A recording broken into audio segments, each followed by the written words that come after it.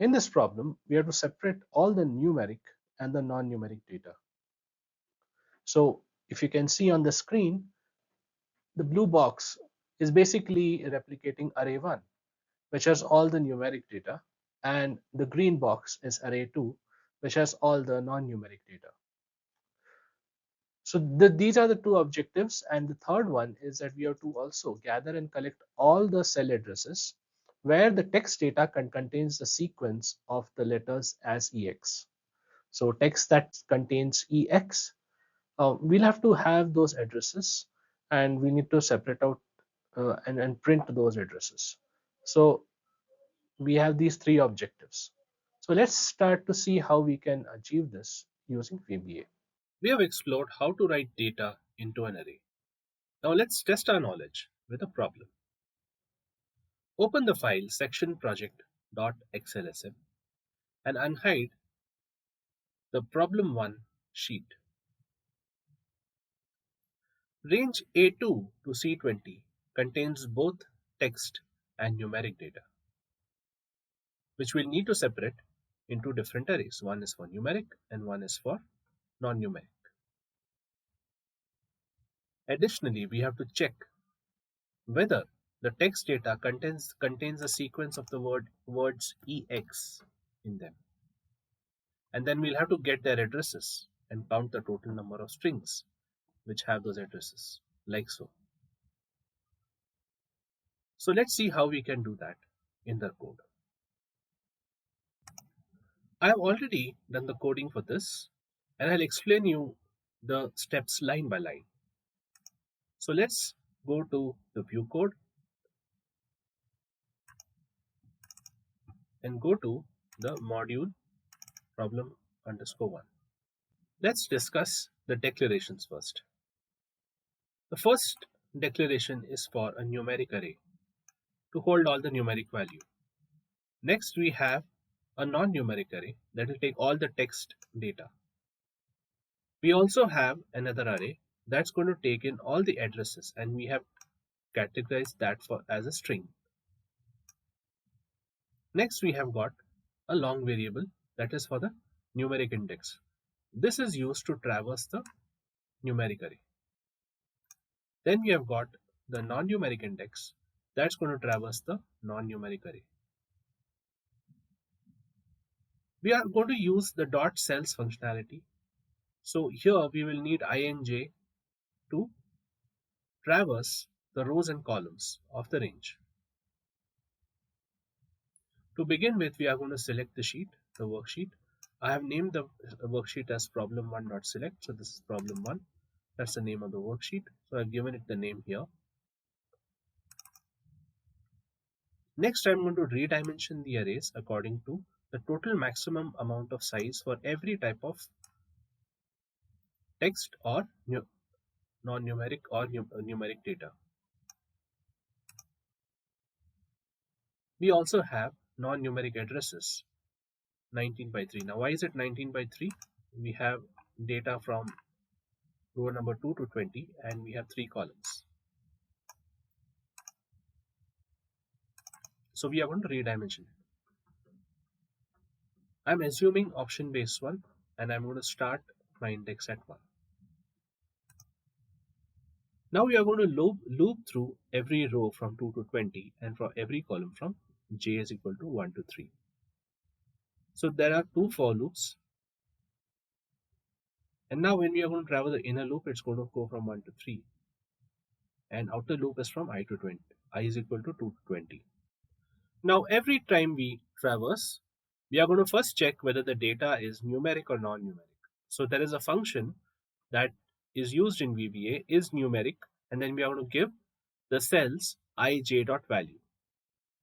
If the cell is indeed a numeric cell, it's going to format that cell and put its color as light blue. So this is the RGB function that's going to be used. That's going to give you the light blue color 173.216.230. And then we are going to put the value of that particular cell into the numeric address, and then we're going to increase it by 1.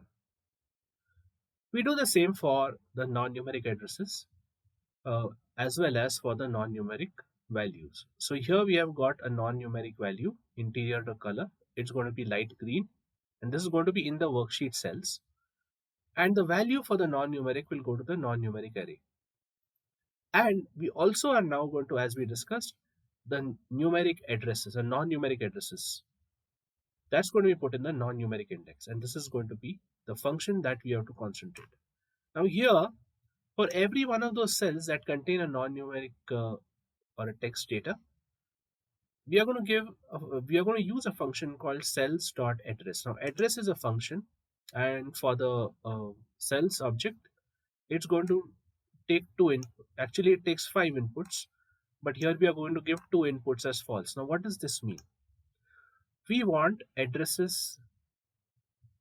There are two types of addresses. One is a relative address and one is an absolute address.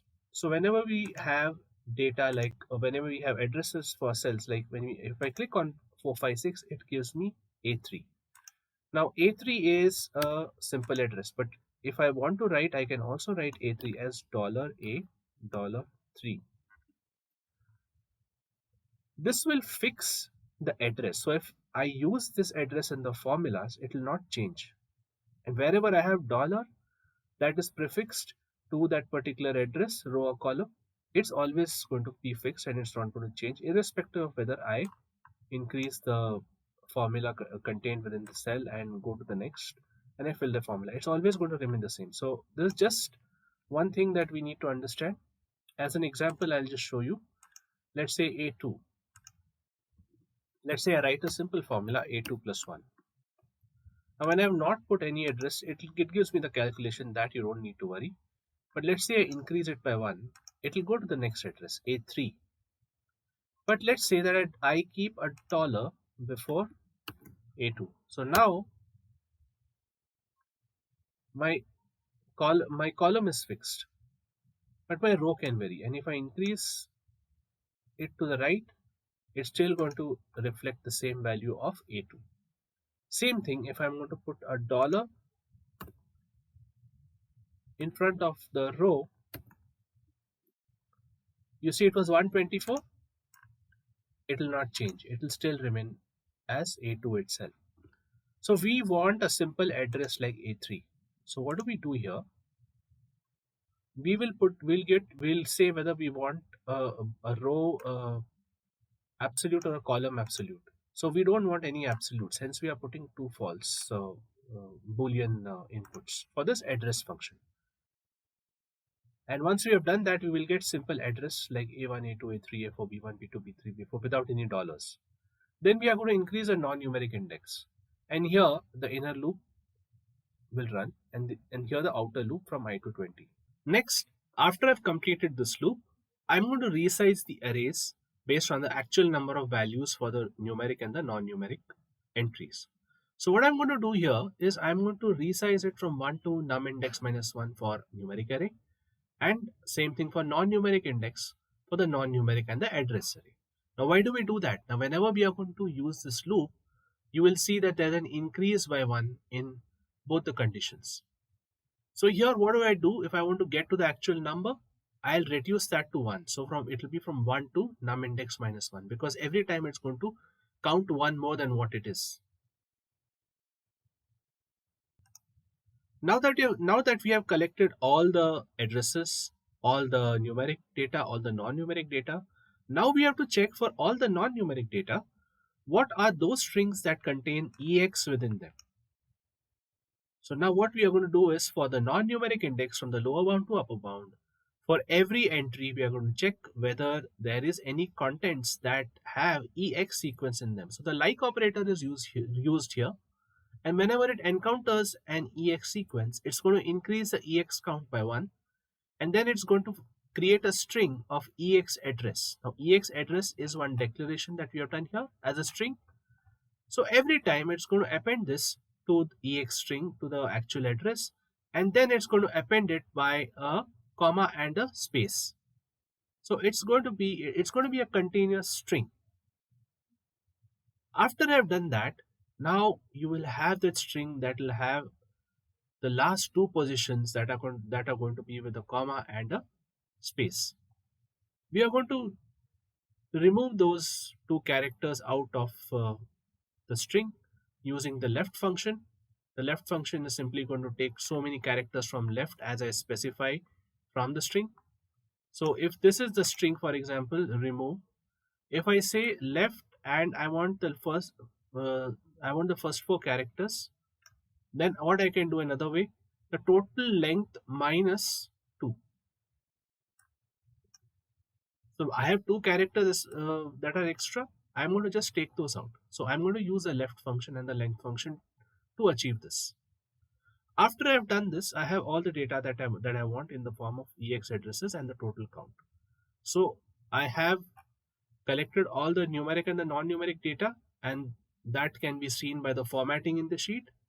And at the same time, we have also seen how we can get the addresses and also take the right count of strings that contain EX as a sequence.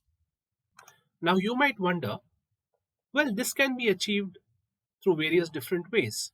Why have you only used arrays here? Or why have you used this way in which you are running two loops? Well, this is a small operation, I understand, but let's say that you want to analyze the data further. For example, in the numeric data that you have, you want to see what are the outliers. What are what are the data points that are below 10 percentile and which are above 90th percentile? If I want to put data into different brackets using different formatting, different kinds of techniques, how would I be able to do that? So a VBA subroutine will be much easier, and it will be able to give you the work in a much faster way. So for simple calculations, this may not be very helpful, but yes, if we are going to look at analysis like quantitative analytics, like if you are going to do Benford analysis, so if I want to do clustering of the data, in such instances, I will be using VBA. Now let's try to run the code and let's see what are the outputs that we get. So let me clear all the data here from the sheet. And now let me go to the view code and let me go to problem underscore one. And here, let me hit the F5 button. It will select the sheet. It will do all the operations. All the numeric data would be in light blue and all the text data will be in light green. Let's see that now. And here we are. So it has formatted the range accordingly. It has given me all the texts that contain EX in the sequence like complex, context, etc. And it has given me the addresses for those. Now we'll see how we can do the same thing using a for each loop. So let's go to view code, and here you can hit Alt F11 and then you can go to problem underscore 2 module. And here I have another sheet, problem 2, which contains a similar data, but this time I've also kept some of the ranges as merged. So as I have merged these, so let me do one thing. I ran this code to test it once, and now let me make it as no fill and let me see what is the output here. So I have it over here. The only change is that right now I'm using a for each loop. So that's the only change. So for each cell in the range, it will check whether the value, whether if it is numeric, it will do the same operation, and what we discussed, it's going to be the same thing. So let's run this.